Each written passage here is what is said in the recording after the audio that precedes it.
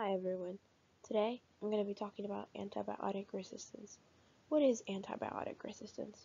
Antibiotic resistance is the ability of bacteria to reduce or eliminate the effects of antibacterial agents in our body. It all started after Alexander Fleming and his discovery as what we know today as the antibiotic penicillin.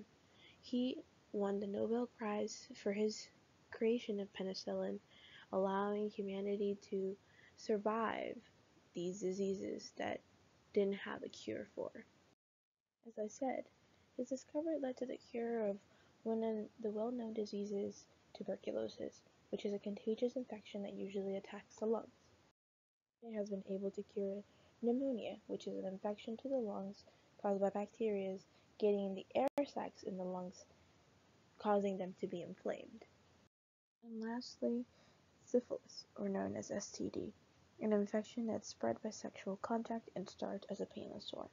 Now, these diseases, these infections, weren't even treatable until the early 1900s, to be exact, 1928, when penicillin was discovered by Alexander Fleming. Okay, so now let's talk further. Let's talk what happens inside of us. So when antibiotic is present in at least just one survivor, by the time you take that medication again, or by the time you're sick again, and let's say you're taking an antibiotic, right? So the second generation, it's going to be resistant. These cells are going to mutate at a rapid state that you won't be able to fight off that infection or that disease the second time around that happens in your body. And you're trying to take medication, which antibiotics. And humans consume about 60 million by 2009 of antibiotics. So the similar resistance happens with animals. They're given antibiotics to protect us, but it's actually building our resistance to antibiotics that could get us sick. 80% of our livestock receive these antibiotics from the minute they're born. Now, if we didn't have antibiotics, normal things like C-section wouldn't be able to happen. Joint replacement would be very hard to do. The ability to do transfusion of blood, dialysis, would be another thing that could be very hard to do without antibiotics. And lastly, antibiotics are used to help treat cancer. Now, all of these are going to be very hard to do if we didn't have antibiotics. Of course, it would be even harder to do if we build up a resistance to it, which wouldn't benefit us at all.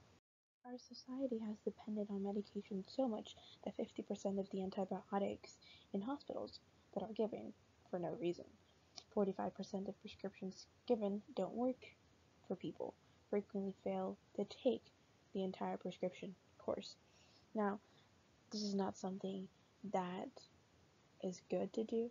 However, many people are doing it because as they start feeling better, they just stop taking the medication thinking that the virus is gone, the bacteria is gone, and that you're no longer sick. These big pharmaceutical companies are no longer finding it in their best interest to invest in antibiotics because of the rise of antibiotic resistance. Deaths attributed to antimicrobial resistance would have reached 10 million by 2050. Deaths attributed to antibacterial resistance every year by 2050 would have risen everywhere across the globe.